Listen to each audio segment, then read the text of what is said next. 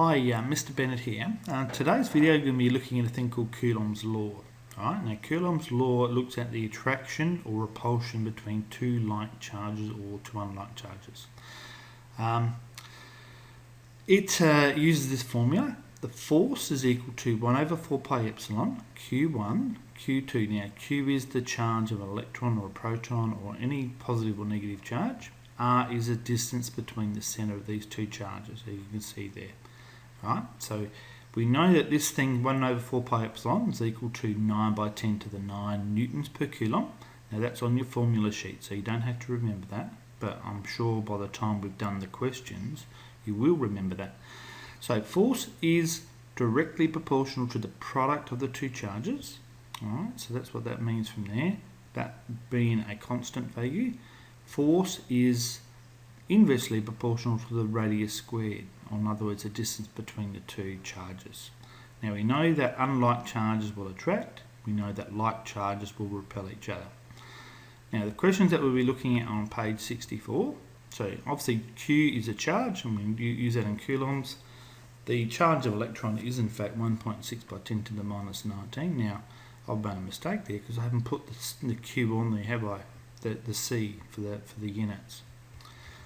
Question 5 says on page 64 that the radius between two charges is in fact 10 centimeters or 0.1 of a meter.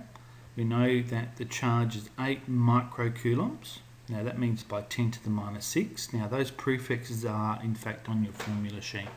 Q2 is 12 microcoulombs, so you could either write that as 12 times 10 to the minus 6 or 1.2 by 10 to the minus 5.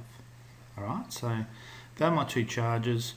I need to work out what the force is between those two, so it's simply writing down the formula, okay, which we've done there, substituting all the values. Now that there is 9 by 10 to the 9, 8 by 10 to the minus 6 is the first charge, the second charge is 1 by 10 to the minus 5, and it works out, because these are in fact going to be like charges in this particular example, works out to be 86.4 newtons of repulsion. Okay, so that's how strong the force is. In question 2, another example, we're being told that the force is 1000 newtons, and we know that the charges of these particular things are +1 coulomb, which is a fairly strong electrical charge, and what we have to do is work out how far apart they would be. Alright, so if we put everything into the formula, as you can see I've done there, and then what we do is we rearrange that, so that goes to the top, the 1000 goes to the bottom. Because it's r squared, we do the square root. So we do that all in one step. Anything times by 1 is itself. That works out to be 3000 meters or 3 kilometers. Right, I think it's pretty straightforward. In this particular case over here, we've been told that one charge is double the other charge, and we know the distance between them is 18 centimeters or 1.18 meters, and we know the force is 1.2 by 10 to the minus 4 newtons. Alright, so obviously what we're trying to work out here is what is the charge of these particular things.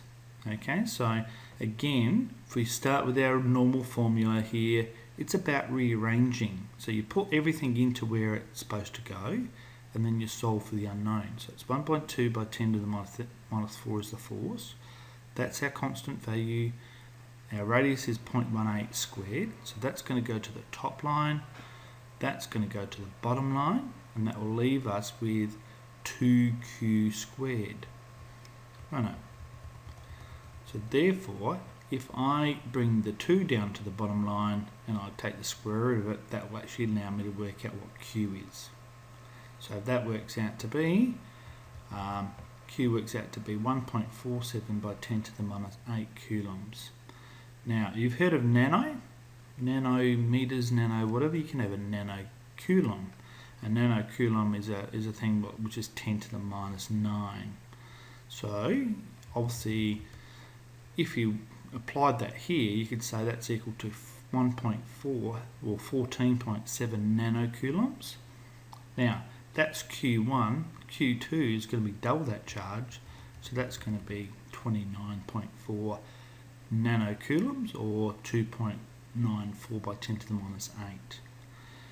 So pretty simple examples. Now, the other thing that we can do is we can have these charges that are, we can do it for 3 charges. Alright, so this example here, we're going to use 2 dimensions to actually work it out. So for this question, question 6, we've got charges A, B and C, which are 10 centimetres apart here. Alright, and so what's happened here is charge B, these are all positive charges, and we want to work out what the effect of it's going to happen on charge B due to charge A and C. So obviously it's going to be the same force, isn't it? Alright, so it's going to be repulsion. So if we do that, charge A is going to push charge B that way. Charge C is going to push charge B that way. So the overall effect on charge B will be a force pushing there at 45 degrees. Okay, in that direction there. So if you just put that into your formula, because they've got the same charges, you don't need to necessarily write that charge down twice. You can just square it. Okay, that works out to be 9 by 10 to the minus 11 newtons repulsion. To work out the overall force in that particular thing, because they're both going to be the same, aren't they?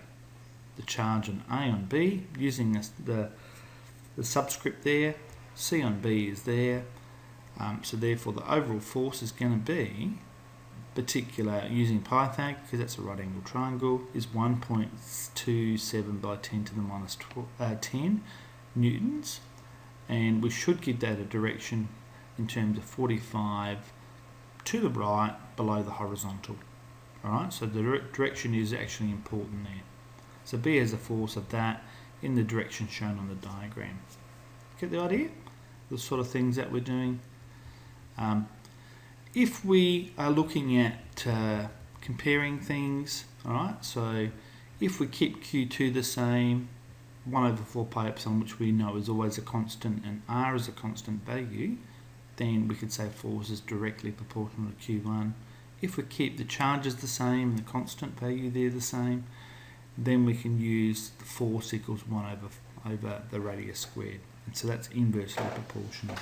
Anyway, there's a few questions for you to have a go in the textbook.